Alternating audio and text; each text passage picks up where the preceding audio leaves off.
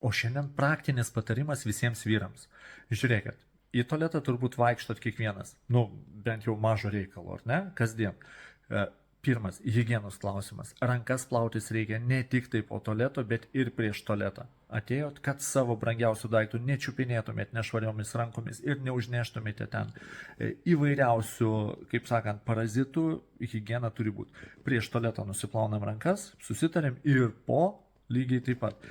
Kitas dalykas, jeigu moki teisingai šlapintis, žiūrėkit, kelnes dabar yra labai siaurus, užtrauktukai nepatogus, visą laiką atsisekit diržą, atsisekit sagas, nusimaukit trumpai, bent jau tas kelnes vos, jeigu nesėdat ant unitazų, atidarot, kam to reikalinga, kad neužspausti sėklidžio, kad šlapimo takai pilnai atsipalaiduotų, dėl siaurų kelnių, dėl fasono pasiuvimo ir visokių kitokių niuansų, ir kad šlapalas pilnai išeitų iš, kaip sakant, šlapimo puslės.